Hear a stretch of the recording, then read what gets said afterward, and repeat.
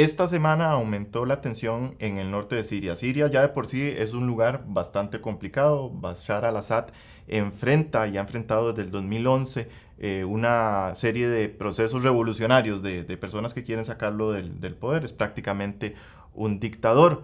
Y ahí llegan los intereses geoestratégicos de otras potencias, como en este caso Rusia, que apoya al Assad, y también tenemos a Turquía, que tiene intereses porque el norte de Siria, donde se están empezando a dar estas tensiones fuertes, pues limita con Turquía, y Turquía ya tiene más de 3 millones de refugiados sirios, y si esto aumenta, pues va a recibir más refugiados, y ahí entra también Europa, porque Europa no quiere que parte de sus refugiados pasen a su territorio, y por eso tenemos a Merkel y a Macron haciendo presión para que no aumente la tensión en Siria. Es todo un ajedrez político Ujú. del cual Estados Unidos se ha salido un poco desde que llegó el señor Trump al poder. ¿Qué ha estado pasando últimamente en esto que es una tragedia humanitaria, como ya lo ha definido también Naciones Unidas y otras organizaciones? Claro, por un lado, como ya lo planteabas, Pablo, hay todo un ajedrez político, una lucha entre diferentes países por actuar allí y mover sus peones en el conflicto.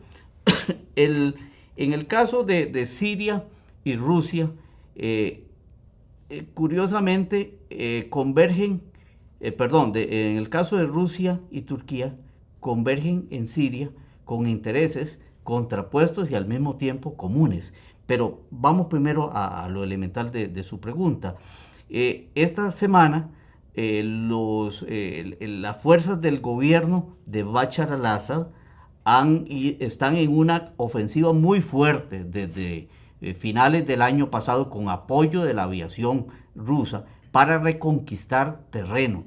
De hecho, posiblemente hace más de un año o un poco más, se pensaba que el fin del régimen era inminente por el avance de los diferentes grupos rebeldes. Pero el apoyo de Rusia ha sido fundamental para que el gobierno de Damasco haya ido reconquistando terreno. Y en estos momentos el interés y la atención del gobierno de Al-Assad se centra en recuperar el noroeste de Siria. Y allí es donde entra el conflicto con Turquía, porque además Turquía quiere, no solamente no quiere más refugiados sirios, sino que además quiere tener lo más lejos posible a los kurdos, que son actores en esa zona también. Y los kurdos siempre han tenido la aspiración de formar un Estado nacional que incluiría bastantes terreno de lo que es Turquía, y Siria, e Irán, e Irak. Entonces, pues nadie quiere tampoco que los kurdos se consoliden. Entonces, por un lado, veamos estos detalles, por ejemplo. ¿Cuál es la importancia de Siria para Rusia? Bueno, Siria es un aliado clave en el Oriente Medio.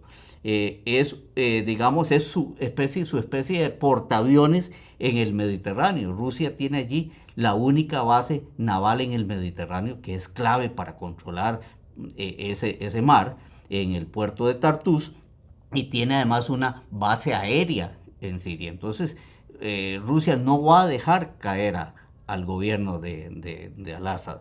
Y por otra parte, los yihadistas son enemigos comunes tanto para Siria como para Rusia. Bueno, Siria porque necesita el Estado Nacional reimponer su autoridad y su soberanía en todo el territorio. Y Rusia porque, bueno, ha sufrido ya los embates del terrorismo yihadista, incluso en Moscú, pero sobre todo en la región del Cáucaso. Entonces, no quiere tampoco, obviamente, darle ninguna oportunidad al yihadismo, ¿verdad? Y Turquía, a su vez, bueno, como lo decía, quiere a los kurdos lo más lejos de su frontera, y además mantiene su presencia armada en el noroeste de Siria para hacer valer sus intereses. Y, sí, Pablo. ¿Cómo se están relacionando en este conflicto otros actores como la OTAN? Hablábamos un poco de Francia, de Alemania ejerciendo presión, y también de Estados Unidos. ¿Qué están llevando a cabo en este momento? ¿Qué acciones diplomáticas? Bueno, en estos momentos, por ejemplo, hoy ha habido incluso conversaciones, hoy viernes, conversaciones entre los presidentes de Rusia, Vladimir Putin y el presidente Erdogan de Turquía, tratando de bajar un poco la tensión, de que no haya una confrontación directa. Recordemos que esta misma semana el presidente turco lanzó una advertencia muy seria de que estaba dispuesto a atacar a las fuerzas de Siria si las fuerzas de Siria a su vez continuaban en esta ofensiva en la provincia de Idlib, y además si osaban atacar las fuerzas turcas. A lo que Rusia contestó diciendo, mire, sería un error fatal. ¿Verdad? Entonces pareciera que las partes no quieren que la sangre, pues, o que más sangre llegue al río, ¿verdad? Por otra parte, bueno, los Estados Unidos tienen un papel marginal en estos momentos porque Trump decidió sacar las tropas, y dejó a los kurdos, que eran su principal aliado en Siria, los dejó desamparados. Los europeos pues se mueven más en el frente diplomático, tratando precisamente de evitar que la situación se complique más en Siria, que implique más flujo de refugiados.